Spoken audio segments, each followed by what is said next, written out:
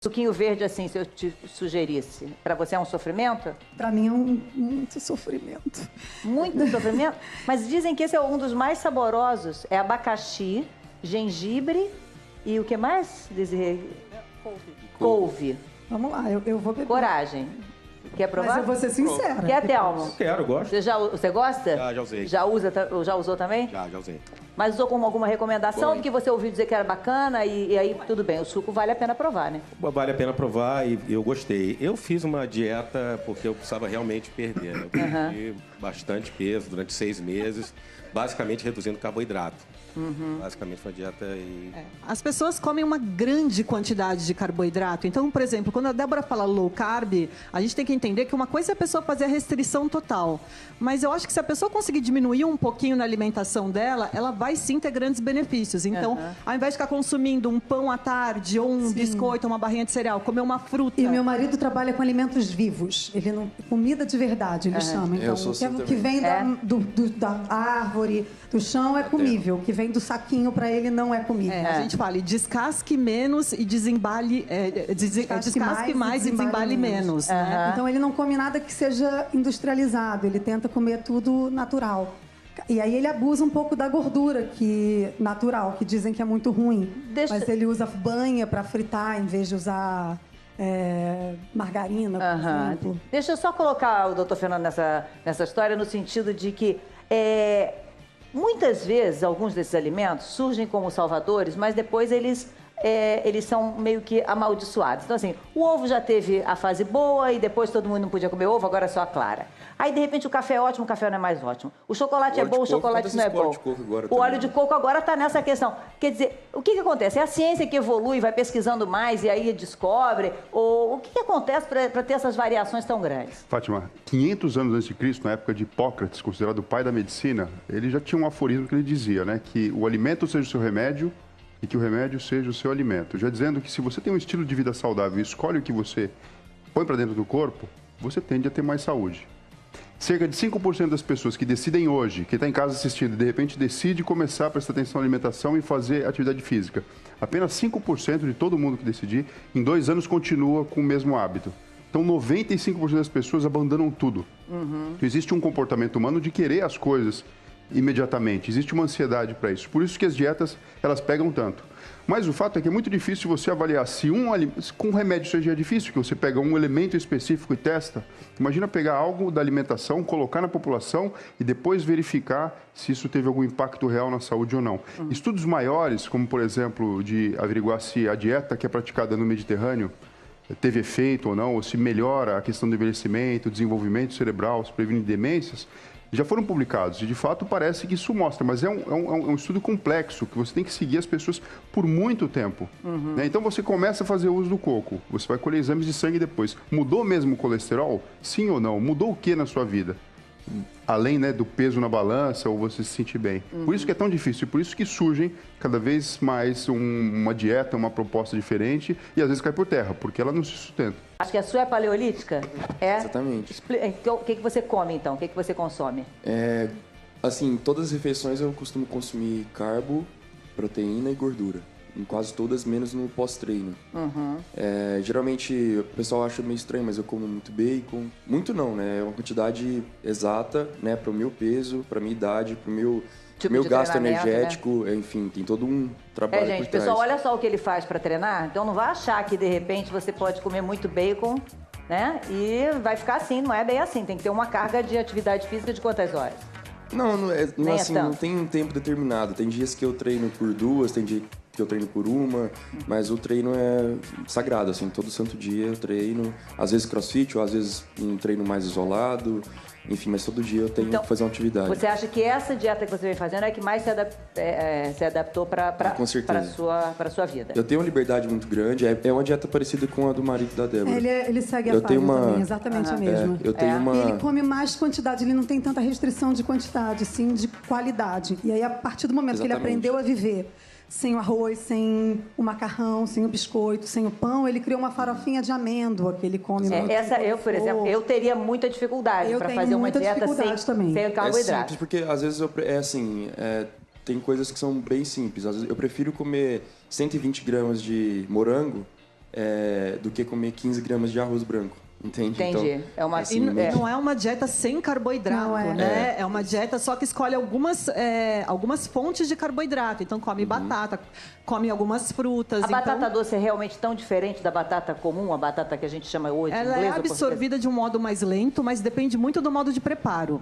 Então, se você cozinhar na água para fazer um purê, sim. Se você assar no forno, não. Então, tem né? Tem muito fator que confunde, né, doutora Fernanda? É por isso que as pessoas ficam confusas, porque é muito detalhe. E como hoje todo mundo tem acesso à informação, sai falando aquilo como se fosse verdade absoluta. Thelma, como é que você emagreceu? Você emagreceu 18 quilos para fazer o Nelson do Rockstory. Não foi nem para fazer o Nelson, por mim necessidade. Mesmo, por necessidade, porque eu fui, há um ano atrás, mais ou menos, 1 ano e meio atrás, num carnaval, eu ia viajar, deixei de viajar porque eu tive bursite no joelho. E, de repente, acendeu um sinal de alerta, assim, que eu estava era tudo sobrepeso. Problema de joelho, problema de coluna. Falei, cara, tem que me cuidar. Olha lá, transformei. Mas eu perdi 18 quilos. Basicamente, através da minha cunhada, ela é esteticista e estuda bastante. A gente junto viu através do índice glicêmico, né? Que é que é isso sobre a absorção do carboidrato no sangue. Que aí, através disso, eu passei a consumir alimentos que reduziam esse índice glicêmico, né? Então, por exemplo, batata doce. Eu não como mais batata em casa, batata inglesa, como batata doce. Mas isso funciona para mim, né? Inhame. Eu comia 2 pães franceses pela manhã. Hoje eu como um pão integral com queijo branco. Eu, por exemplo, não tirei a manteiga, não consegui tirar a manteiga, não consegui substituir a manteiga por nada. A manteiga, para mim, Mas só o ganho de saúde que você já deve ter tido nessa redução de peso, e se você se adaptou bem, encontra o seu equilíbrio, né? E aí eu acho que o resultado vai continuar. Você falou perfeito, porque todas as minhas taxas melhoraram. Todas de saúde. Porque essa questão de ciclo glicêmico, a questão é que a pessoa come rapidamente, a glicose do sangue fica alta. Né? Então, teoricamente, dá uma sensação de energia, mas depois isso cai. E você exige muito do pâncreas para liberar a insulina, e a gente sabe que aumenta a chance da pessoa desenvolver diabetes tipo 2. Por isso que é tão importante a gente prestar atenção quanto a isso. E o comportamento muda. Do inglês se fala, né? Sugar rush, né? Que seria aquela loucura do açúcar. Se dá muito açúcar para uma criança, ela fica extremamente agitada. Então, às vezes, até uma criança fala, tem... Né, hiperatividade, não é isso? Ela está comendo de uma forma errada. Chamado Sapiens, não sei se você leu, e ele fala que hoje o maior índice de mortalidade mundial é o açúcar, o nosso maior mal, que é o carboidrato simples. Muita gente fazendo o jejum intermitente. Eu conheço várias pessoas que perderam peso, você fez? Eu fiz assim que a minha gravidez terminou. Funcionou também para você? E foi uma coisa muito polêmica, assim. Eu não consigo controlar o que eu como. Então, o que eu cheguei à conclusão com o meu médico é que a gente tentaria tirar o carboidrato. Eu preciso de muita quantidade de comida, que eu tenho muita fome. E eu comeria o máximo em proteína, menos carboidrato, e tentaria ficar sem comer o maior intervalo possível, que eu não sentisse fome. Entendi. Porque às vezes eu como, a maioria das vezes eu como não por fome, sim por vontade. Passa uma pizza, pizza, pãozinho, pãozinho. Eu como muitas vezes por dia. E a gente tentou escassar essas vezes, assim. E aproveitamos ali que no finalzinho da gravidez eu já estava muito no sobrepeso. E eu estava dormindo muito, aí o meu jejum foi aumentando conforme meu sono. Doutor Fernando, essa questão do jejum tem algum problema para a nossa saúde, ficar esse tempo todo? Porque o ideal seria o quê? 12 horas sem comer? Um intervalo de 12 horas? Assim, naturalmente, quando a gente dorme, você fica em jejum, né? Se tiver uma noite boa de sono de, sei lá, 6, 8 horas, se você emendar, não tomar o café da manhã e for só almoçar, isso já está funcionando como um jejum. A gente tem uma espécie de um relógio biológico que fica no hipotálamo, que regula, né, a nossa saciedade e a nossa fome. Então, quando o estômago fica mais vazio, algumas células soltam uma substância chamada grelina que sinalizam ao seu cérebro de, opa, vamos pegar comida porque está precisando. E quando o estômago distende, ele para de liberar esse tipo de substância e vem a sensação de saciedade. Só que, além disso, existe o circuito de recompensa cerebral. Então, por exemplo, isso que a Débora falou, viu uma pizza, tá nem com fome, mas sabe que é gostoso, entendeu? E aquilo libera uma substância chamada dopamina que é extremamente prazeroso. Então, existe uma mistura, né, de prazer, de necessidade de alimentação e vontade de ficar com o corpo esbelto. O médico falava, se você tiver com fome a ponto de comer um frango grelhado, come. Se a fome não for de frango grelhado, for de batata frita, não come. A fome não escolhe o alimento, a fome quer comer.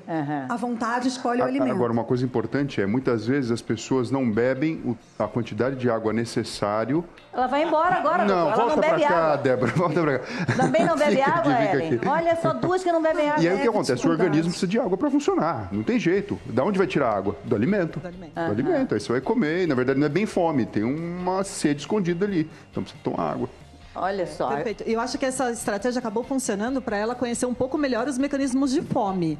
Mas é importante a gente falar que se tem fome, coma, né? Não fique ignorando a fome, porque depois você vai ter um rebote. E aí isso pode gerar uma série de consequências. É que eu como muito mais pela vontade do que pela fome. Vou pedir para a gente ver uma reportagem que o André Corrêlo fez nas ruas, conversando com as pessoas sobre as dietas que elas fazem, sobre o que elas imaginam que vai ajudá-las a atingir o corpo perfeito, que é o sonho de muita gente, e uma saúde também melhor. Vamos ver. É isso aí, Fátima. Eu já aderi à última moda em questão de dieta. Pipoca. É isso mesmo. Vou comer pipoca de manhã, no almoço e no jantar até o fim do ano. E sem sal, sem manteiga, sem nada. É só o milho estourado. Muito bem. Obrigado, amigo. Tem como botar só um baconzinho aí? Tem.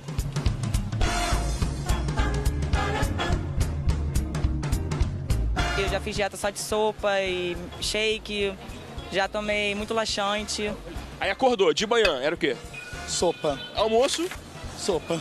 E jantar? Sopa. Bom, era uma sopa que misturava todos os legumes, então era a mesma sopa todo dia. Sempre! Eu fiquei bem fraco, né? Porque, tipo assim, eu sou acostumado a comer bastante. Então, uma semana só comendo sopa e fruta não deu certo, não. Olha, tem dieta que até parece maluca, mas, por incrível que pareça, é indicada pelo nutricionista ou pelo médico, claro, dependendo da profissão. O Rafael, que está aqui do meu lado, é fisiculturista. Então, come o que de manhã? Arroz, mandioca, batata doce. Frango. Frango, à vontade. E tem ideia de quantas dietas dessas você fez já?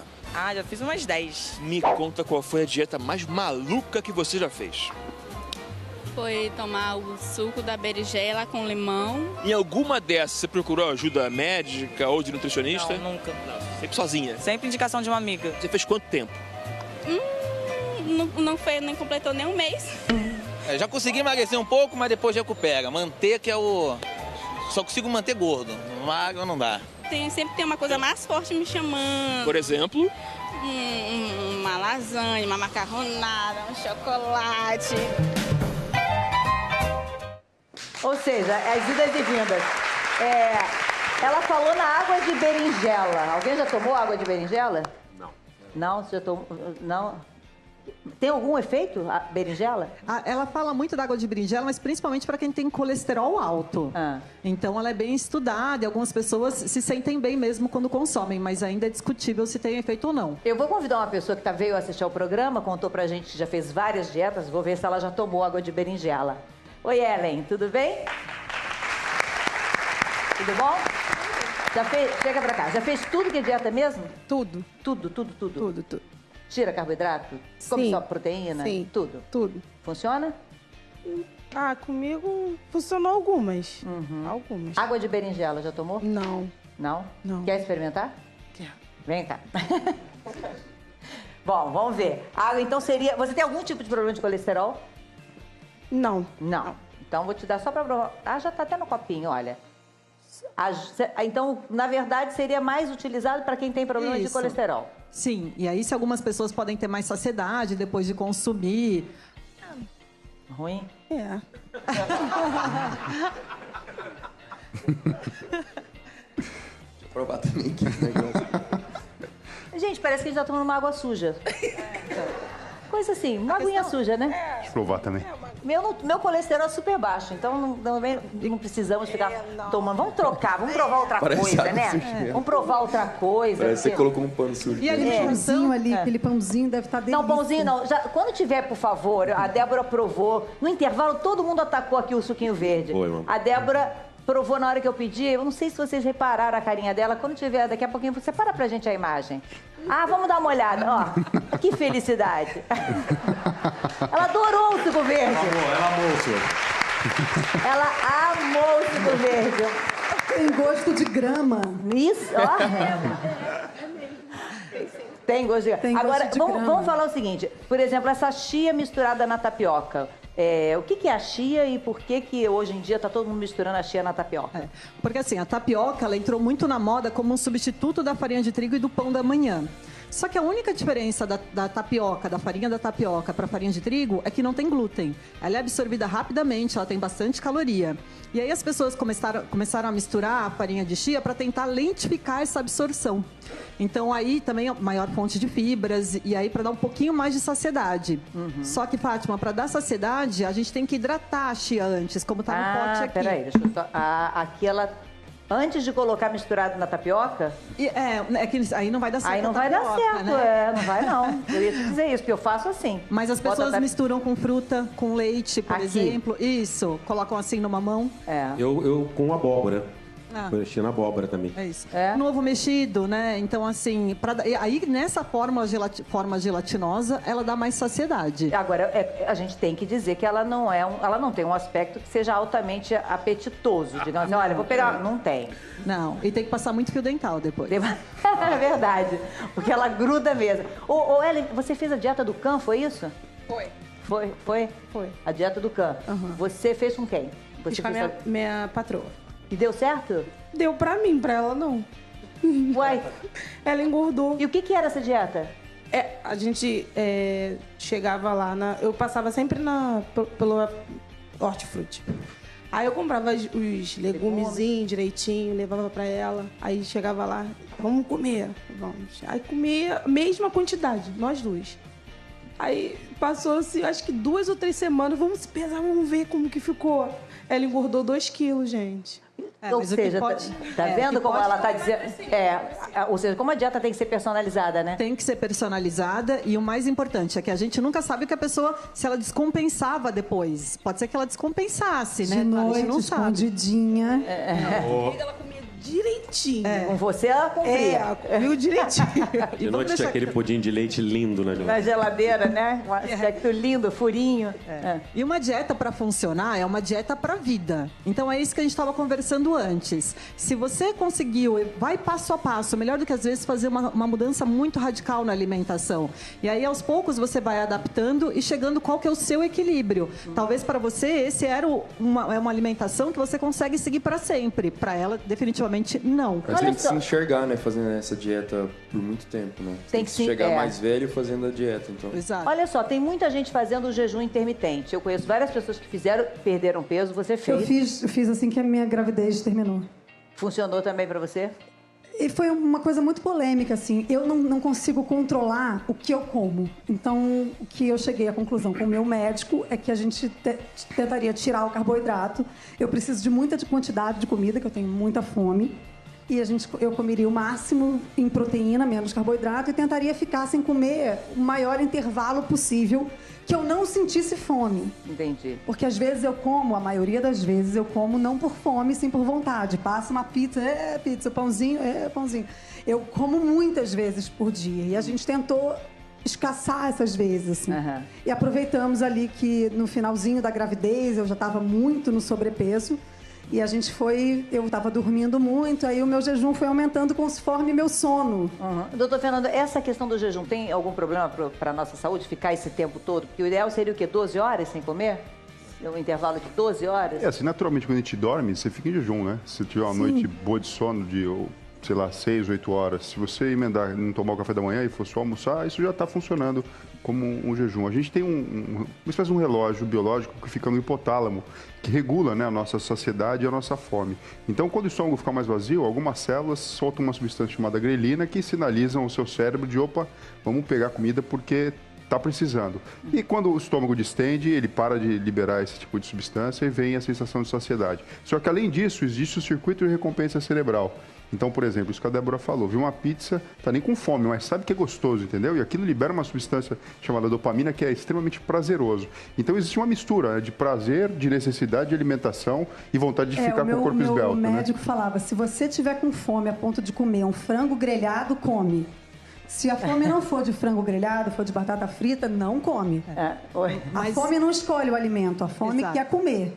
A vontade escolhe o alimento. Agora, uma coisa importante é, muitas vezes as pessoas não bebem a quantidade de água necessário. Ela vai embora agora, não, ela volta não bebe pra cá, água. Débora, volta pra cá. Também não bebe água, Ellen? Aqui. Olha, só 2 que não bebem água. E aí o que acontece? O organismo precisa de água para funcionar. Não tem jeito. Da onde vai tirar água? Do alimento. Do alimento. Aí você vai comer. E, na verdade, não é bem fome. Tem uma sede escondida ali. Então precisa tomar água. Olha só. Perfeito. Eu acho que essa estratégia acabou funcionando para ela conhecer um pouco melhor os mecanismos de fome. Mas é importante a gente falar que se tem fome, coma, né? Não fique ignorando a fome, porque depois você vai ter um rebote.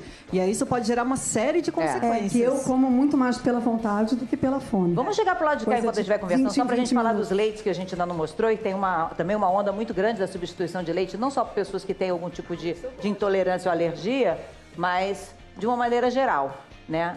E aí a gente tem vários tipos de leite aqui. O de soja, que é esse aqui. O de quinoa, que é essa... É uma semente... É o quê? É um cereal. Cereal? O de castanha, o de amêndoa e o leite de arroz. Eles têm os mesmos nutrientes do leite de vaca ou do leite animal? Não, não tem. Né? Nenhum desses leites é uma boa fonte de proteína. E também eles não têm cálcio naturalmente. A indústria, muitas vezes, quando você compra já pronto, ela adiciona cálcio ali para ter uma outra vantagem. Porém, eles são muito interessantes, né? Porque, como a gente estava conversando antes, o leite hoje que a gente compra, ele tem uma qualidade muito duvidosa. Então, para quem gosta e quem quer substituir ou quem não pode consumir leite, eles são uma opção interessante para bater com uma fruta, para consumir às vezes com uma aveia, né? Fazer um mingau, um mingau feito com leite de coco, por exemplo, e coloca uma canela, fica delicioso. Então, é uma outra opção. Ellen, quer provar algum? Você já provou algum leite? Agora, falando de realidade, esses leites são muito mais caros do que o leite convencional. Mas essa dieta paleo é muito caro. A dieta, em geral, ela não é cara. Se você for considerar que um saquinho de um snack qualquer, de um lanchinho, de uma barrinha de cereal, custa de 4 a 7 reais, você compra quantos quilos de uma laranja, por exemplo? Quantos quilos de uma fruta ou de um legume? Né? Então, eu acho que é mudar a perspectiva. Na verdade, você acaba economizando. Isso aí já tem várias pesquisas feitas mostrando que comer a comida, o descascar, sai muito mais barato que o desempacotar. Eu acho que você está na escolha na hora de comprar. Se for comprar aquelas coisas a granel, porque geralmente você vai em mercado natural, sempre fica muito mais caro. Então vai depender do que você escolhe. Tem dias que eu estou viajando, nos finais de semana que eu faço show, se tiver morango, banana e ovo, e bacon, eu vivo o resto da vida, eu acho. Então... O que sai caro é o alimento da moda, né? Exatamente. Porque aquele que entra na onda. Pode Exato. provar, Ellen. Qual que você quer provar? De soja, quinoa, castanha. De castanha? É esse aqui. Vamos ver. A Débora toma leite? Não. Desses, não. Mas nunca tomou? Tomo leite de vaca. Tem de coco ali. Fala, Ellen. É ruim. É ruim? Mas também não tomo leite de vaca puro, não. Mas não gosto. O leite é ruim. O leite é ruim? Bom, vamos ver se aqui... Tem outra pessoa aqui na plateia que falou que fez a dieta da lua. Você é parecida com essa do jejum? A dieta da lua, Vera. A dieta da lua é, por exemplo, a lua vai entrar a lua 1h da manhã. A lua qual lua? A lua minguante. Claro, aí eu né? fico até 1h da manhã do dia seguinte sem comer nada. Porque se eu tomar suco, o suco tem açúcar natural. Então eu bebia água e dormia. Para não sentir fome. Nossa. Eu comia direto. Mas você fez isso por quanto tempo? Fiz mais de 1 ano, emagreci. Agora, a questão é essa, né? Todas essas dietas as pessoas conseguem fazer, obrigada, Márcia, obrigada, Vera, por um período. Mas ninguém vai conseguir fazer isso pra vida, né? Ela fez o jejum muçulmano, né? Um ramadã quase, né? Porque a chave sempre é a reeducação, né? Você falou, você adaptar pra sua vida, que aquilo fica natural pra você. Um dos meus piores defeitos é esse. Eu, às vezes, já fiz algumas dietas pra filme, perdi 17 quilos no filme, aí eu faço jejum, quase que me tranco em casa sem comida pra não me dar a opção de comer. E aí, quando eu volto a comer, geralmente eu vou pro hospital com intoxicação alimentar de tanto que eu como. Eu acho que o mais legal é deixar a dieta a dieta se tornar um estilo de vida, né? Não ser mais aquela coisa... Você imagina você comendo assim para sempre? Para sempre. Você acha que essa vai ser a sua forma de alimentação? Vai. Você encontrou como você pretende comer para sempre? Eu encontrei uma moça aqui também na nossa plateia, que está ouvindo essa conversa, que para ela é muito estranha. Talvez ela seja a única aqui que nunca fez dieta. Não. Nada? Nunca. Nenhuma? Não. Mas nunca precisou, nunca imaginou? Nunca teve curiosidade? Não, nunca precisei, na realidade. Então você come de tudo? Tudo. Tudo que aparecer na minha frente, se eu gostar... Que maravilha. Se eu olhar e gostar, eu como. Olha lá, Débora comemorando. E você acha que funciona assim? Porque a quantidade que você come, por que você acha que dá certo? Você come de tudo? Não sei, eu acho que é o meu biotipo mesmo, né? Porque desde sempre, eu sempre comi de tudo e nunca tive peso além do normal. Variação que te fizesse... nenhuma. E aí, quando você ouve essas histórias todas, você já deu algum conselho para alguém, de forma de comer, alguma coisa? Não, nenhum. Não? Não. Eu adoto para mim que eu tenho a eternidade inteira para virar caveira, então eu não preciso agora. Boa. Obrigada.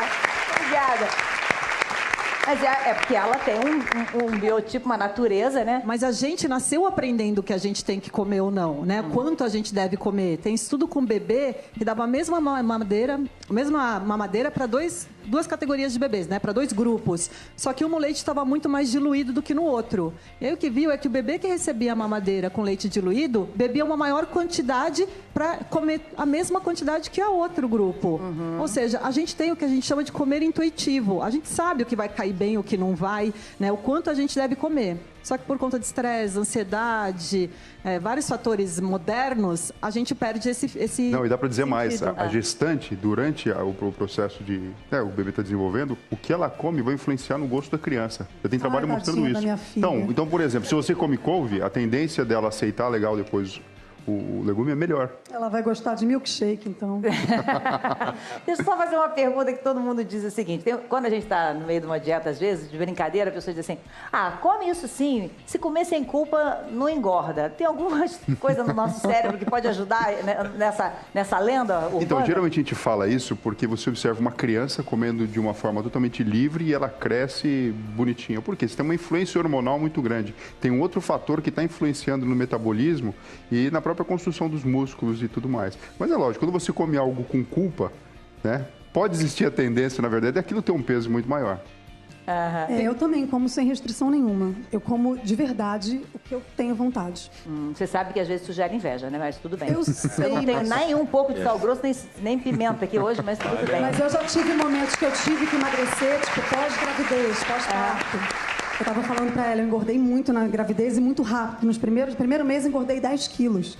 E eu tinha muita fome, muita vontade de comer. Eu terminava arroz com feijão, falava, um estrogonofe, uma batata resti, acho que um escondidinho de frango. Eu ficava louca, só pensava em comer.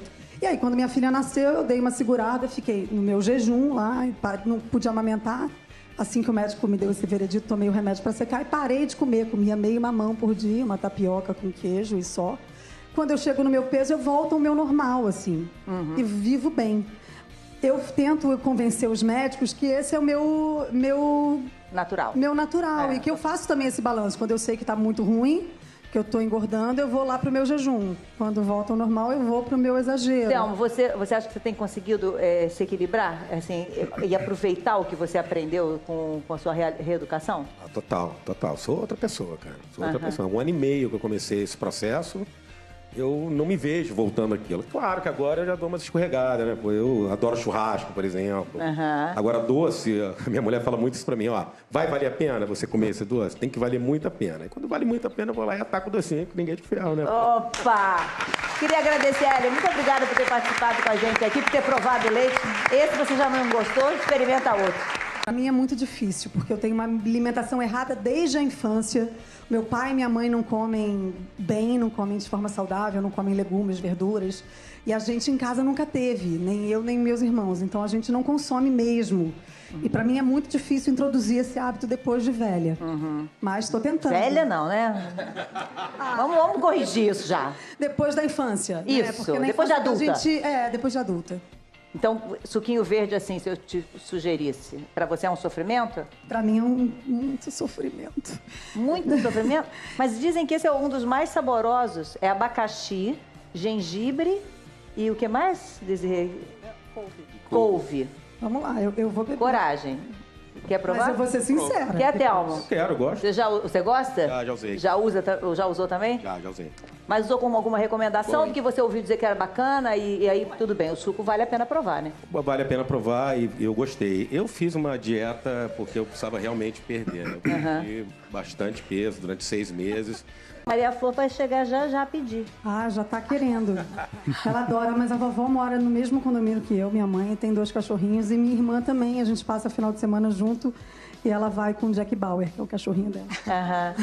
E a Maria já sabe, ela chamou o Capone de Popô, a Conchita de Conchita. Mas ela adora bicho, adora. Nesse dia aí que a gente foi na fazendinha, ela achava que todos os bichos eram igual o cachorro. Então ela queria passar a mão e beijar todos. E eu falava, não, filha. Queria pegar o galo fugindo dela. E os cachorros eu tenho cuidado também, porque ela abraça, ela beija com muito amor. Às vezes eu tenho medo deles reagirem, porque elas... Claro, porque o cão não tem um treinamento. Muito fácil, são 3 chihuahuas que a gente tem. E eles não são muito fáceis. E ela amassa, beija, às vezes a gente tem que ficar ali de olho. Você tá com uma peça, primeiro monólogo. 30 anos de carreira? 30 anos de carreira no que vem. No finalzinho do ano já começa a comemorar. Eu comecei com 8 e vou fazer 38. E a peça discute exatamente uma questão que todo artista deve viver, que é a hora de aceitar ou não um determinado papel. Você já deve ter vivido isso muitas vezes. Ai, muitas vezes, e sempre eu opto pela peça que me emociona ou não. Essa peça foi muito isso, assim. Estava conversando com o meu sócio, produtor da peça, o Léo, e falando que eu estava cansada de ficar fazendo mais do mesmo. Eu, 30 anos aí, já fiz muita coisa, todo mundo já está cansado de me ver fazendo a mesma coisa. E que se fosse para fazer teatro, eu queria fazer um teatro diferente, queria dar um passo maior, assim, mais amplo artisticamente. E citei o nome do diretor Hamilton Vaz Pereira, que é um cara que eu admiro muito do teatro. Falei, se fosse com ele, vai ver se ele escrevesse uma peça para mim, um monólogo e tal. E aí fomos atrás do Hamilton. O Hamilton super topou, embarcou no projeto, escreveu essa peça especialmente para mim, dirigiu. E está sendo a melhor forma de comemorar 30 anos fazendo o que eu mais amo. Que lindo! Muito bonito, muito bacana. Um super desafio, assim. A gente roda o Brasil até o final do ano. Ano que vem a gente deve fazer Rio e São Paulo. Quero convidar todos vocês, está sendo um prazer comemorar esse espetáculo perto do público. Muito legal, né? Um aspecto lindo, furinho. E uma dieta para funcionar é uma dieta para a vida. Então é isso que a gente estava conversando antes. Se você conseguiu, vai passo a passo, melhor do que às vezes fazer uma mudança muito radical na alimentação. E aí aos poucos você vai adaptando e chegando qual que é o seu equilíbrio. Talvez para você esse era uma alimentação que você consegue seguir para sempre. Para ela, definitivamente, não. Mas tem que se enxergar, né? Fazendo essa dieta por muito tempo, né? Tem que chegar mais velho fazendo a dieta, então. Exato. Olha só, tem muita gente fazendo o jejum intermitente. Eu conheço várias pessoas que perderam peso, você fez. Eu fiz assim que a minha gravidez terminou. Funcionou também para você? E foi uma coisa muito polêmica, assim. Eu não consigo controlar o que eu como. Então, o que eu cheguei à conclusão com o meu médico é que a gente tentaria tirar o carboidrato. Eu preciso de muita quantidade de comida, que eu tenho muita fome. E eu comeria o máximo em proteína, menos carboidrato, e tentaria ficar sem comer o maior intervalo possível, que eu não sentisse fome. Entendi. Porque às vezes eu como, a maioria das vezes eu como não por fome, sim por vontade. Passa uma pizza, pizza, pãozinho, pãozinho. Eu como muitas vezes por dia. E a gente tentou escassar essas vezes, assim. E aproveitamos ali que no finalzinho da gravidez eu já estava muito no sobrepeso. E eu estava dormindo muito, aí o meu jejum foi aumentando conforme meu sono. Doutor Fernando, essa questão do jejum tem algum problema para a nossa saúde, ficar esse tempo todo? Porque o ideal seria o quê? 12 horas sem comer? Um intervalo de 12 horas? Assim, naturalmente, quando a gente dorme, você fica em jejum, né? Se tiver uma noite boa de sono, de, sei lá, 6, 8 horas, se você emendar, não tomar o café da manhã e for só almoçar, isso já está funcionando como um jejum. A gente tem uma espécie de um relógio biológico que fica no hipotálamo, que regula, né, a nossa saciedade e a nossa fome. Então, quando o estômago fica mais vazio, algumas células soltam uma substância chamada grelina que sinalizam ao seu cérebro de, opa, vamos pegar comida porque está precisando. E quando o estômago distende, ele para de liberar esse tipo de substância e vem a sensação de saciedade. Só que, além disso, existe o circuito de recompensa cerebral, Então, por exemplo, isso que a Débora falou, viu uma pizza, tá nem com fome, mas sabe que é gostoso, entendeu? E aquilo libera uma substância chamada dopamina que é extremamente prazeroso. Então, existe uma mistura de prazer, de necessidade de alimentação e vontade de ficar com o corpo esbelto. O médico falava, se você tiver com fome a ponto de comer um frango grelhado, come. Se a fome não for de frango grelhado, for de batata frita, não come. A fome não escolhe o alimento, a fome quer comer. A vontade escolhe o alimento. Agora, uma coisa importante é, muitas vezes as pessoas não bebem a quantidade de água necessário. Ela vai embora agora, não, ela volta não bebe pra cá, água. Débora, volta pra cá. Também não bebe água, Ellen? Aqui. Olha, só 2 que não bebem água. E aí o que acontece? O organismo precisa de água para funcionar. Não tem jeito. Da onde vai tirar água? Do alimento. Do alimento. Aí você vai comer. E, na verdade, não é bem fome. Tem uma sede escondida ali. Então precisa tomar água. Olha só. Perfeito. Eu acho que essa estratégia acabou funcionando para ela conhecer um pouco melhor os mecanismos de fome. Mas é importante a gente falar que se tem fome, coma, né? Não fique ignorando a fome, porque depois você vai ter um rebote. E aí isso pode gerar uma série de consequências. Que eu como muito mais pela vontade do que pela fome. Vamos chegar pro lado de cá enquanto a gente vai conversando, só pra gente falar dos leites que a gente ainda não mostrou. E tem também uma onda muito grande da substituição de leite, não só para pessoas que têm algum tipo de intolerância ou alergia, mas de uma maneira geral. Né? E aí a gente tem vários tipos de leite aqui. O de soja, que é esse aqui. O de quinoa, que é essa... É uma semente... É o quê? É um cereal. Cereal? O de castanha, o de amêndoa e o leite de arroz.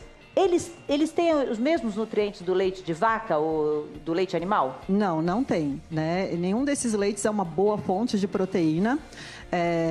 E também eles não têm cálcio naturalmente. A indústria, muitas vezes, quando você compra já pronto, ela adiciona cálcio ali para ter uma outra vantagem. Porém, eles são muito interessantes, né? Porque, como a gente estava conversando antes, o leite hoje que a gente compra, ele tem uma qualidade, fala muito da água de berinjela, mas principalmente para quem tem colesterol alto. Então, ela é bem estudada e algumas pessoas se sentem bem mesmo quando consomem, mas ainda é discutível se tem efeito ou não. Eu vou convidar uma pessoa que veio assistir ao programa, contou pra gente que já fez várias dietas, vou ver se ela já tomou água de berinjela. Oi, Ellen, tudo bem? Tudo bom? Chega pra cá, já fez tudo que é dieta mesmo? Tudo. Tudo? Tudo. Tira carboidrato? Come só proteína? Sim. Tudo. Funciona? Comigo funcionou algumas. Algumas. Água de berinjela, já tomou? Não. Não? Não. Quer experimentar? Quero. Vem cá. Bom, vamos ver. Água, então, seria... Você tem algum tipo de problema de colesterol? Não. Então, vou te dar só pra provar. Já tá até no copinho, olha. Então, na verdade, seria mais utilizado para quem tem problema de colesterol. Sim, e aí se algumas pessoas podem ter mais saciedade depois de consumir. Ruim? Deixa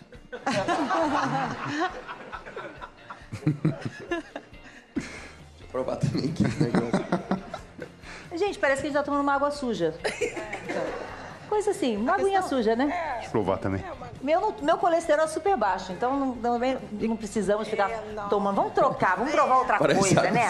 Vamos provar outra coisa. Parece que você colocou um pano sujo. E aquele pãozinho ali, aquele pãozinho deve estar delícia. Não, pãozinho não. Quando tiver, por favor, a Débora provou. No intervalo, todo mundo atacou aqui o suquinho verde.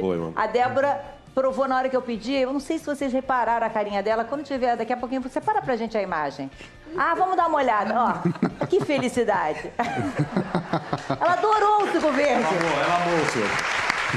Ela amou o suco verde.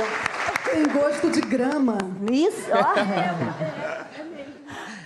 Tem gosto de grama. Agora, vamos falar o seguinte. Por exemplo, essa chia misturada na tapioca.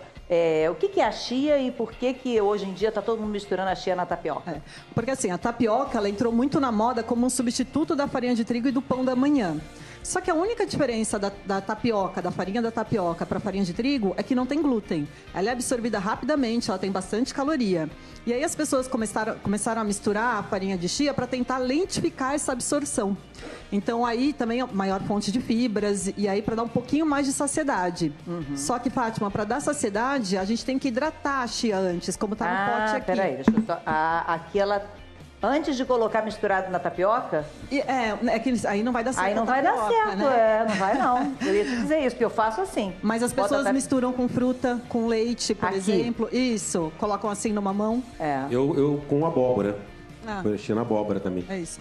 No ovo mexido, né? Então, assim, aí nessa forma gelatinosa, ela dá mais saciedade. Agora, a gente tem que dizer que ela não tem um aspecto que seja altamente apetitoso. Digamos assim, olha, vou pegar. Não tem.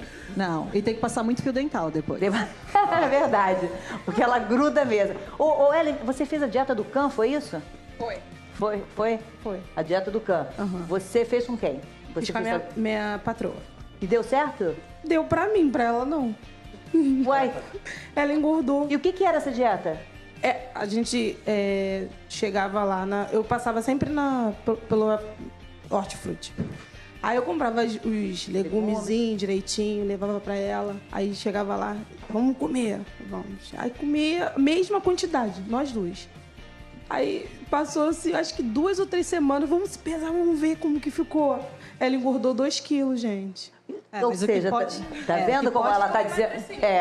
Ou seja, como a dieta tem que ser personalizada, né? Tem que ser personalizada e o mais importante é que a gente nunca sabe que a pessoa, se ela descompensava depois. Pode ser que ela descompensasse, né? De noite, a gente não escondidinha. Ela comia direitinho. Com você ela cumpria. Comia direitinho. De noite tinha aquele pudim de leite lindo, né? Na geladeira. Por uma, mas o treino é sagrado, assim, todo santo dia eu treino. Às vezes crossfit, ou às vezes um treino mais isolado. Enfim, mas todo dia eu tenho que fazer uma atividade. Você acha que essa dieta que você vem fazendo é que mais se adaptou para a sua vida? Eu tenho uma liberdade muito grande. É uma dieta parecida com a do marido da Débora. Ele segue a Fábio também, exatamente a mesma. Eu tenho uma... Ele come mais quantidade, ele não tem tanta restrição de quantidade, sim, de qualidade. E aí, a partir do momento que ele aprendeu a viver sem o arroz, sem o macarrão, sem o biscoito, sem o pão, ele criou uma farofinha de amêndoa que ele come muito.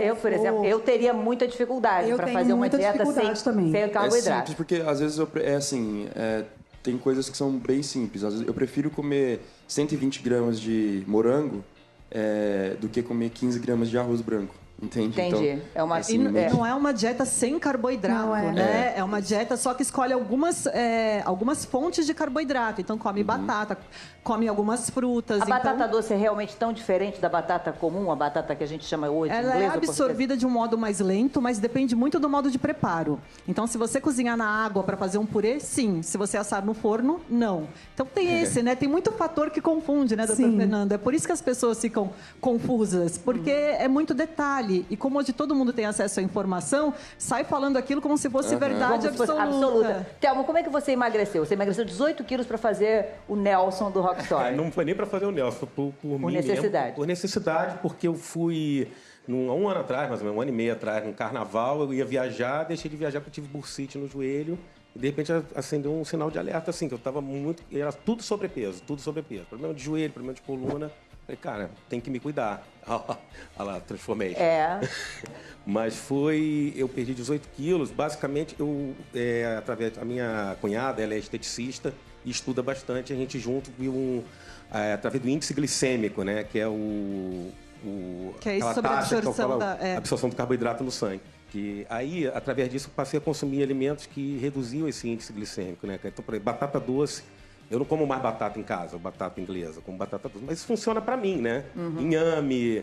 Eu comia 2 pães franceses pela manhã. Hoje eu como um pão integral com queijo branco.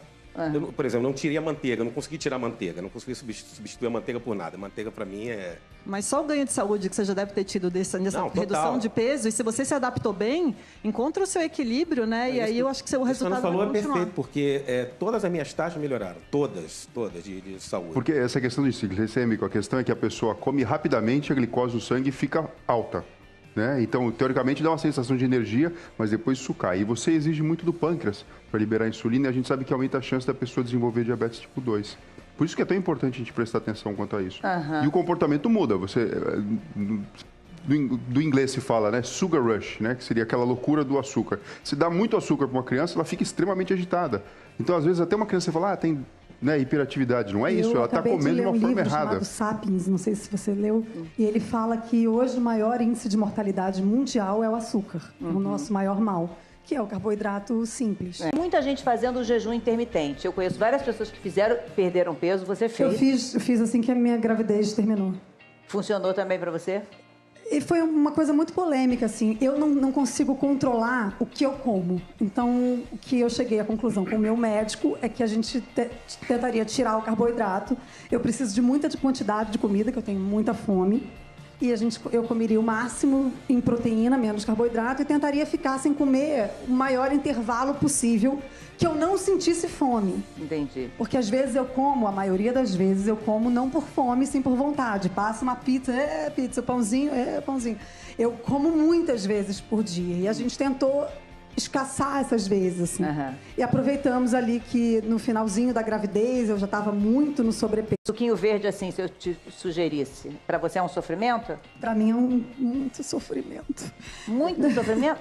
Mas dizem que esse é um dos mais saborosos. É abacaxi, gengibre e o que mais? Couve. Vamos lá, eu vou beber. Coragem. Quer provar? Mas eu vou ser sincera. Quer, Thelma? Quero, gosto. Você gosta? Já usei. Já usou também? Já usei. Mas usou com alguma recomendação? Bom, Do que você ouviu dizer que era bacana e aí tudo bem, o suco vale a pena provar, né? Vale a pena provar e eu gostei. Eu fiz uma dieta porque eu precisava realmente perder. Eu perdi bastante peso durante 6 meses, basicamente reduzindo carboidrato. Basicamente foi uma dieta e... As pessoas comem uma grande quantidade de carboidrato. Então, por exemplo, quando a Débora fala low carb, a gente tem que entender que uma coisa é a pessoa fazer a restrição total. Mas eu acho que se a pessoa conseguir diminuir um pouquinho na alimentação dela, ela vai sim ter grandes benefícios. Então, ao invés de ficar consumindo um pão à tarde, ou um biscoito, uma barrinha de cereal, comer uma fruta. E o meu marido trabalha com alimentos vivos. Ele não... Comida de verdade, ele chama. Então, o que vem da árvore, do chão é comível. O que vem do saquinho para ele não é comível. A gente fala, descasque menos e desembale... descasque mais e desembale menos. Né? Então, ele não come nada que seja industrializado. Ele tenta comer tudo natural. E aí ele abusa um pouco da gordura natural, que dizem que é muito ruim. Mas ele usa banha para fritar em vez de usar margarina, por exemplo. Deixa eu só colocar o doutor Fernando nessa história no sentido de que muitas vezes alguns desses alimentos surgem como salvadores, mas depois eles são meio que amaldiçoados. Então, assim, o ovo já teve a fase boa e depois todo mundo não podia comer ovo, agora é só a clara. Aí, de repente, o café é ótimo, o café não é mais ótimo. O chocolate é bom, o chocolate não é bom. O óleo de coco agora está nessa questão. Quer dizer, o que acontece? É a ciência que evolui, vai pesquisando mais e aí descobre? Ou o que acontece para ter essas variações tão grandes? Fátima, 500 anos antes de Cristo, na época de Hipócrates, considerado o pai da medicina, ele já tinha um aforismo que ele dizia, né? Que o alimento seja o seu remédio e que o remédio seja o seu alimento. Já dizendo que se você tem um estilo de vida saudável e escolhe o que você põe para dentro do corpo, você tende a ter mais saúde. Cerca de 5% das pessoas que decidem hoje, que está em casa assistindo, de repente decide começar a prestar atenção na alimentação e fazer atividade física. Apenas 5% de todo mundo que decidir, em 2 anos, continua com o mesmo hábito. Então, 95% das pessoas abandonam tudo. Então, existe um comportamento humano de querer as coisas imediatamente. Existe uma ansiedade para isso. Por isso que as dietas, elas pegam tanto. Mas o fato é que é muito difícil você avaliar se com um remédio seja difícil, que você pega um elemento específico e testa. Imagina pegar algo da alimentação, colocar na população e depois verificar se isso teve algum impacto real na saúde ou não. Estudos maiores, como por exemplo, de averiguar se a dieta que é praticada no Mediterrâneo teve efeito ou não, ou se melhora a questão do envelhecimento, desenvolvimento cerebral, se previne demências, já foram publicados e, de fato, parece que isso mostra, mas é um estudo complexo, que você tem que seguir as pessoas por muito tempo. Né? Então, você começa a fazer uso do coco, você vai colher exames de sangue depois. Mudou mesmo o colesterol? Sim ou não? Mudou o que na sua vida? Além, né, do peso na balança ou você se sentir bem. Por isso que é tão difícil, e por isso que surgem cada vez mais uma dieta, uma proposta diferente e às vezes cai por terra, porque ela não se sustenta. Acho que a sua é paleolítica? Exatamente. O que você come, então? O que você consome? Assim, todas as refeições eu costumo consumir carbo, proteína e gordura. Em quase todas, menos no pós-treino. Geralmente, o pessoal acha meio estranho, mas eu como muito bacon. Muito não, né? É uma quantidade exata, né? Para o meu peso, para a minha idade, para o meu gasto energético. Né? Enfim, tem todo um trabalho por trás. Pessoal, olha só o que ele faz para treinar. Então, não vai achar que, de repente, você pode comer muito bacon, né? E vai ficar assim, não é bem assim. Tem que ter uma carga de atividade física de quantas horas? Não assim, não tem um tempo determinado. Tem dias que eu treino por 2, tem dia que eu treino peso. E a gente eu estava dormindo muito, aí o meu jejum foi aumentando conforme meu sono. Doutor Fernando, essa questão do jejum tem algum problema para a nossa saúde, ficar esse tempo todo? Porque o ideal seria o quê? 12 horas sem comer? Um intervalo de 12 horas? Assim, naturalmente, quando a gente dorme, você fica em jejum, né? Se tiver uma noite boa de sono de, sei lá, 6, 8 horas, se você emendar, não tomar o café da manhã e for só almoçar, isso já está funcionando como um jejum. A gente tem uma espécie de um relógio biológico que fica no hipotálamo, que regula, né, a nossa saciedade e a nossa fome. Então, quando o estômago fica mais vazio, algumas células soltam uma substância chamada grelina que sinalizam ao seu cérebro de, opa, vamos pegar comida porque está precisando. E quando o estômago distende, ele para de liberar esse tipo de substância e vem a sensação de saciedade. Só que, além disso, existe o circuito de recompensa cerebral. Então, por exemplo, isso que a Débora falou, viu uma pizza, tá nem com fome, mas sabe que é gostoso, entendeu? E aquilo libera uma substância chamada dopamina que é extremamente prazeroso. Então, existe uma mistura, né, de prazer, de necessidade de alimentação e vontade de ficar com o corpo esbelto. O médico falava, se você tiver com fome a ponto de comer um frango grelhado, come. Se a fome não for de frango grelhado, for de batata frita, não come. A fome não escolhe o alimento, a fome quer comer. A vontade escolhe o alimento. Agora, uma coisa importante é, muitas vezes as pessoas não bebem a quantidade de água necessário. Ela vai embora agora, não, ela volta não bebe pra cá, água. Débora, volta pra cá. Também não bebe água, Ellen? Aqui. Olha, só 2 que não bebem água. E aí o que acontece? O organismo precisa de água para funcionar. Não tem jeito. Da onde vai tirar água? Do alimento. Do alimento. Aí você vai comer e, na verdade, não é bem fome. Tem uma sede escondida ali. Então precisa tomar água. Olha só. Perfeito. Eu acho que essa estratégia acabou funcionando para ela conhecer um pouco melhor os mecanismos de fome. Mas é importante a gente falar que se tem fome, coma, né? Não fique ignorando a fome, porque depois você vai ter um rebote.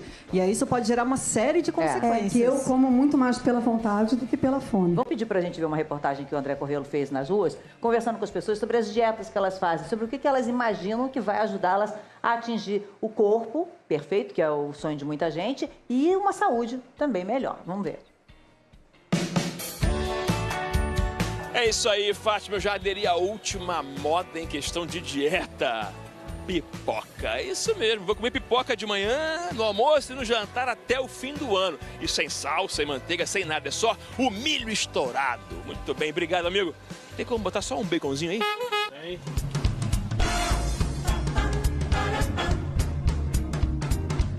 Eu já fiz dieta só de sopa e shake, já tomei muito laxante.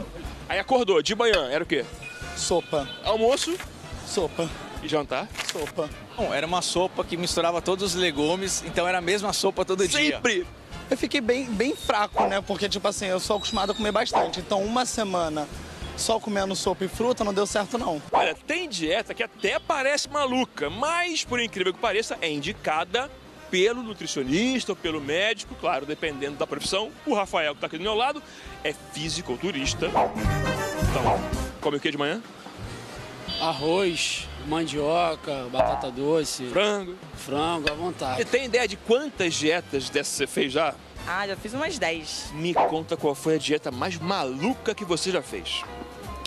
Foi tomar o suco da berinjela com limão. Em alguma dessas, você procurou ajuda médica ou de nutricionista? Não, nunca. Não, sempre sozinha? Sempre indicação de uma amiga. Você fez quanto tempo? Nem completou nem um mês. Já consegui emagrecer um pouco, mas depois recupera. Manter que é o... Só consigo manter gordo. Magro não dá. Sempre tem uma coisa mais forte me chamando. Por exemplo? Uma lasanha, uma macarronada, um chocolate.